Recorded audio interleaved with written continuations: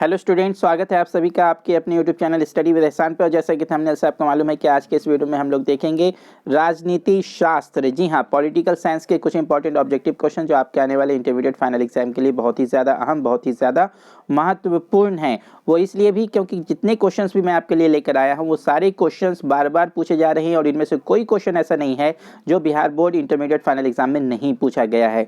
बहुत सारे क्वेश्चंस ऐसे हैं जो बार बार पूछे जा रहे हैं, कई बार पूछे जा चुके हैं, और कोई भी क्वेश्चन ऐसा नहीं जो ना पूछा गया हो। सारे आस्क्ड क्वेश्चन मैं आपके सामने लेकर आया हूं और रिपीटेडली ये क्वेश्चन आ रहे हैं, इसी तरह के क्वेश्चन आ रहे हैं, इसलिए भी ये क्वेश्चन बहुत ज़्यादा अहम हो जाते हैं आपके लिए।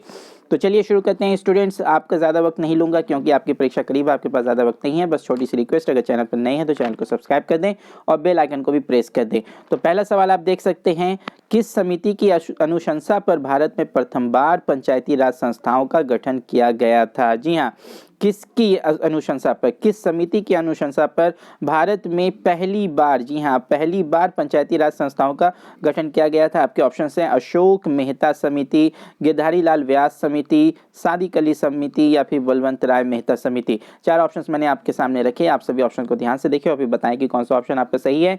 और मैं आपको पहले बता दूं कि मेरे आंसर बताने से पहले आप आंसर बता दें, जिससे कि आपको अंदाजा हो कि कितने आंसर्स आपने सही बताए और आपकी तैयारी कैसी है।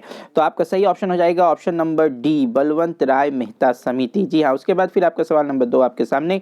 वीडियो को लाइक कर दें।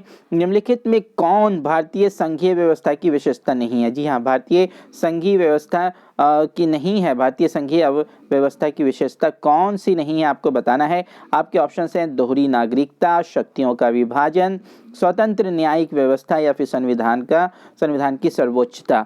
तो इसका आंसर आप ध्यान से ऑप्शंस को देखेंगे तो बता पाएंगे कि हमारे यहाँ दोहरी नागरिकता नहीं है, इसलिए ऑप्शन ए आपका सही हो गया। ये हमारी संघीय व्यवस्था की विशेषता नहीं है। उसके बाद फिर सवाल नंबर 3 आपके सामने। सवाल नंबर 3, भारतीय संविधान के द्वारा कितने मौलिक अधिकार प्रदान किए गए हैं? जी हाँ, बहुत ही इंपॉर्टेंट क्वेश्चन है और मैं आपको पहले ही बता चुका हूं कि सारे क्वेश्चंस जो मैं आपके लिए लेकर आया हूं बार बार रिपीट हो रहे हैं, कई बार पूछे जा चुके हैं और कोई भी ऐसा क्वेश्चन नहीं है जो बिहार बोर्ड में ना पूछा गया हो। तो भारतीय संविधान के द्वारा कितने मौलिक अधिकार प्रदान किए गए हैं? आपके ऑप्शन है 5, 6, 7 या फिर 8। तो आपका सही ऑप्शन कौन सा हो जाएगा? Option number B, 6। जी हाँ, ऑप्शन नंबर बी, 6। उसके बाद फिर आप सवाल नंबर 4 देख सकते हैं आपके स्क्रीन पर। भारतीय संविधान में कौन सा अनुच्छेद निर्वाचन के लिए प्रावधान करता है? जी हाँ, किस अनुच्छेद में निर्वाचन का प्रावधान है? आपके ऑप्शन है अनुच्छेद 320, अनुच्छेद 321, अनुच्छेद 322 या फिर अनुच्छेद 324। आपको मालूम है कि अनुच्छेद से रिलेटेड भी बहुत सारे क्वेश्चन अक्सर पूछे जाते हैं, तो आप ये 4 नंबर सवाल भी आपका ऐसा ही सवाल है, कौन सा अनुच्छेद है जिसमें निर्वाचन के लिए प्रावधान दिया गया है? तो आपका सही ऑप्शन हो जाएगा ऑप्शन नंबर डी, अनुच्छेद 324। मेरे आंसर बताने से पहले आप आंसर बताएं और फिर देखें कि आपने कितने क्वेश्चन का आंसर सही बताया है और आपको अंदाजा लगेगा कि आपकी तैयारी कैसी है। अगर आप कम क्वेश्चंस का आंसर बता रहे हैं सही तो आपको घबराने की जरूरत नहीं है, अभी भी आपके पास समय है। उसके लिए आप चैनल पर बने रहें, आपको बहुत सारे ऑब्जेक्टिव क्वेश्चंस प्रोवाइड कर दिए जाएंगे। सवाल नंबर 5 आपके सामने। सवाल नंबर 5, राज्यसभा में प्रतिनिधित्व होता है? जी हाँ, राज्यसभा में किसका प्रतिनिधित्व होता है आपको बताना है। ऑप्शन है केंद्र का, राज्यों का, ए और बी दोनों का, इनमें से कोई नहीं। 4 ऑप्शंस मैंने आपके सामने रखे, आप ध्यान से ऑप्शंस को देखें और फिर बताएं कि कौन सा ऑप्शन आपका सही है।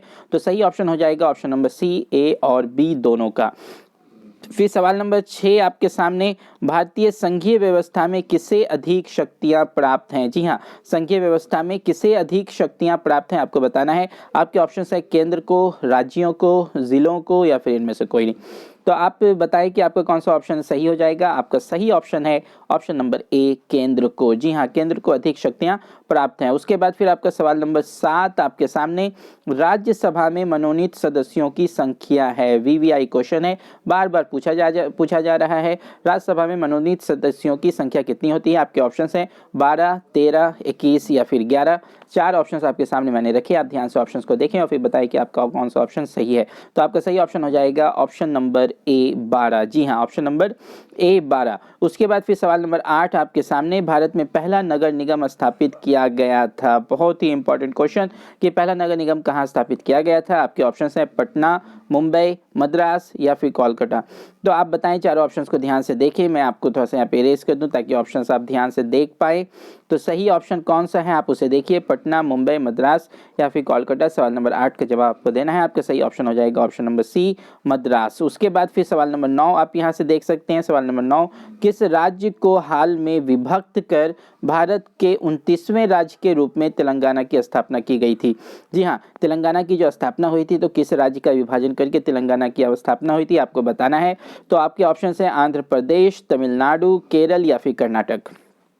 तो 4 ऑप्शन है आपके सामने, किस राज्य को विभाजन करके तेलंगाना बनाया गया। तो आपका सही ऑप्शन हो जाएगा option number A, Andhra Pradesh. जी हाँ, उसके बाद फिर सवाल नंबर 10 आपके सामने, केंद्र राज्य संबंधों में प्रमुख अड़चनें क्या रही हैं? जी हाँ, केंद्र और राज्य के बीच जो संबंध है उसमें प्रमुख अड़चनें क्या रही हैं? ऑप्शन है आपके राज्यपाल की भूमिका, अनुच्छेद 356, राज्यों की केंद्र पर निर्भरता या फिर इनमें से कोई नहीं। तो आपका सही जवाब कौन सा हो जाएगा? Option number D. जी हाँ, इनमें से कोई नहीं, ऑप्शन नंबर डी, इनमें से कोई नहीं। उसके बाद फिर आपका जो सवाल आपके सामने है कि सवाल नंबर 11, भारतीय संविधान का 73वां संशोधन संबंधित है। जी हाँ, 73वां संशोधन जो था वो किससे संबंधित था? ग्राम पंचायत से, पंचायती राज से, नगर पालिका से या फिर नगर निगम से।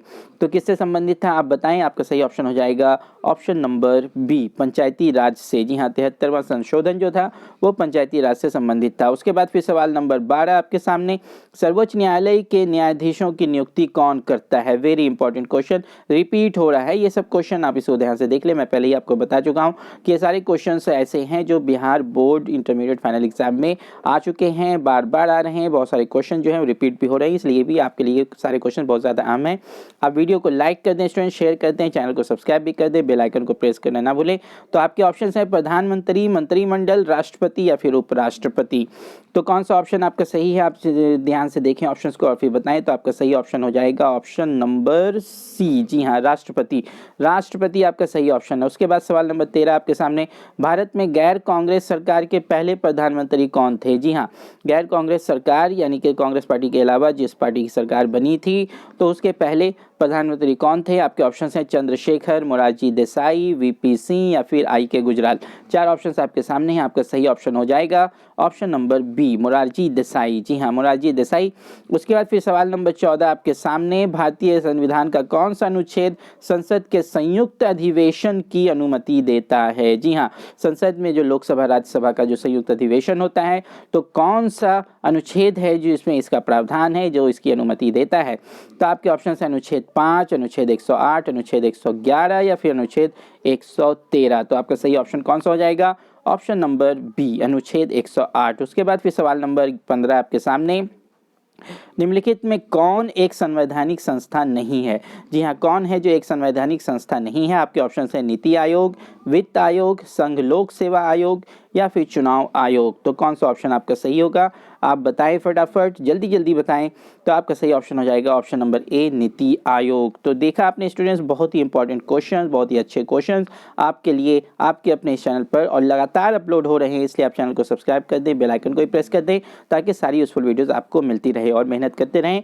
साथ में आपके कोई भी क्वेश्चन, आपको कोई भी प्रॉब्लम हो तो आप हमें कमेंट बॉक्स में लिख सकते हैं। और चलिए आज के इस वीडियो इतना ही, फिर मिलेंगे नए क्वेश्चंस के साथ नए वीडियो में। तब तक के लिए मेहनत करते रहिए और अपना ख्याल रखिए। बहुत बहुत धन्यवाद।